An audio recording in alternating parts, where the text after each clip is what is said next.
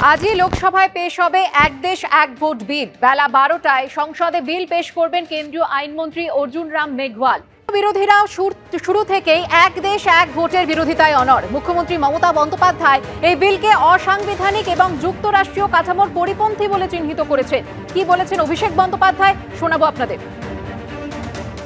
যারা আজকে বলছে এক দেশে এক নির্বাচন হবে এবং একসাথে নির্বাচন করাবো, কথাটাই হাস্যকর। তার কারণ 2021-এ বাংলায় যখন নির্বাচন হয়েছিল, একই সাথে আসামে নির্বাচন হয়েছিল, কেরলে নির্বাচন হয়েছিল। বাংলার নির্বাচন 8 দফায় হয়েছিল এবং কোভিডের দ্বিতীয় ঢেউয়ের সময় হয়েছিল। তো যারা একটা রাজ্যে 8 দফায় নির্বাচন করায়, তারা সারা দেশে এক দফায় নির্বাচন করাবে। গত 2024-এর লোকসভায় 7 দফায় বাংলায় নির্বাচন হয়েছে। কোথাও আমার লোকসভা কেন্দ্র, আমি আপনাকে বলছি, ডায়মন্ড হারবার লোকসভা কেন্দ্র 3 দফায় হয়েছে একটা লোকসভা কেন্দ্র। ওয়ান নেশন ওয়ান ইলেকশন কেন? মানুষ যদি 2 বছর অন্তর অন্তর নিজের ভোটাধিকার প্রয়োগ করতে পারে, তাহলে কেন্দ্র সরকার চাপে থাকবে। সংখ্যালঘু মন্তব্যের জন্য দলের অন্দরে সমালোচনার মুখে পড়েছেন ফিরহাদ হাকিম। ডেবরার তৃণমূল বিধায়ক ও প্রাক্তন আইপিএস হুমায়ুন কবির, ভরতপুরের বিধায়ক আরেক হুমায়ুন কবির থেকে শুরু করে মদন মিত্র, সকলেই সমালোচনা করেছেন ফিরহাদ হাকিমের। সব মিলিয়ে চরম অস্বস্তির মুখে পড়েছেন কলকাতার মেয়র। ববি জায়গায় আমি হলে সঙ্গে সঙ্গে বলতাম যে I am sorry, situation demands it. সংখ্যালঘু মন্তব্যে ঘরে বাইরে অস্বস্তির মুখে ফিরহাদ হাকিম। ইতিমধ্যে তৃণমূল কংগ্রেস প্রকাশ্যে তার মন্তব্যের থেকে দূরত্ব তৈরি করেছে, নিন্দা করেছে। এরই মধ্যে দলের অন্দর থেকেও ভেসে আসছে সমালোচনার সুর। हम अपने आप को माइनॉरिटी नहीं सोचते हैं, हम सोचते हैं अगर अल्लाह की रहमत है हमारे ऊपर तो हम एक दिन मेजॉरिटी से भी मेजॉरिटी हो सकते हैं।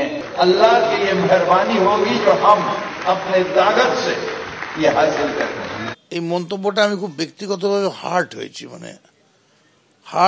মানে একটা খুব ভয়ঙ্কর একটা এই অ্যাটম বোমার মতো একটা শব্দ লুকিয়ে আছে।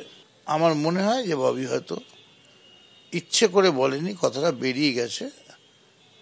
এখন ববি যদি নিজের স্টেটমেন্টটা নিজে একটু গরু যেমন জাবর কাটে সেই রকমভাবে জাবর কাটার মতো চিবিয়ে নেয়, তাহলে আমার মনে হয় সব দিক দিয়ে ভালো হবে। ও তো নিজেই বলছে বলতে চাইনি, তো বলতে যখন চাইনি বা বলেনি, তখন উইথড্র করতে কি অসুবিধা আছে? আমি যেন কখনো না ভাবি যে আমি মন্ত্রী নই, আমি যা ইচ্ছে তাই। না না না, একদমই না। আমি মন্ত্রী না হলেও আমি এমএলএ, আমার সমাজে দায়িত্ব আছে। ফিরহাদ হাকিমের মন্তব্যের তীব্র সমালোচনা করেছেন পশ্চিম মেদিনীপুরের ডেবরা তৃণমূল বিধায়ক ও প্রাক্তন আইপিএস অফিসার হুমায়ুন কবির এবং তার নেমসেক ভরতপুরের তৃণমূল বিধায়ক হুমায়ুন কবিরও। জনাব ফিরহাদ হাকিম সাহেবকে আরেকটু কোরআন হাদিসের মোতাবেক একটু পড়াশোনা করতে, কোন সম্প্রদায়ের মানুষকে বেশি এখানে মানে হায়াত দরাজ করবে বা বেশি দিন বাঁচিয়ে রাখবে, কোন সম্প্রদায়ের মানুষকে তাড়াতাড়ি উঠিয়ে নেবেন, এটা সম্পূর্ণ মহান উপরওয়ালার দয়া। যিনি বলেছেন তিনাকে ভেবে চিনতে এইসব কথা বলার। একটা মুসলমানদের সোশিও ইকোনমিক কন্ডিশন খারাপ, নিশ্চয়ই আপনি বুঝতে পারছেন। পশ্চিমবাংলাতে তো বেশ খারাপ সোশিও ইকোনমিক কন্ডিশন।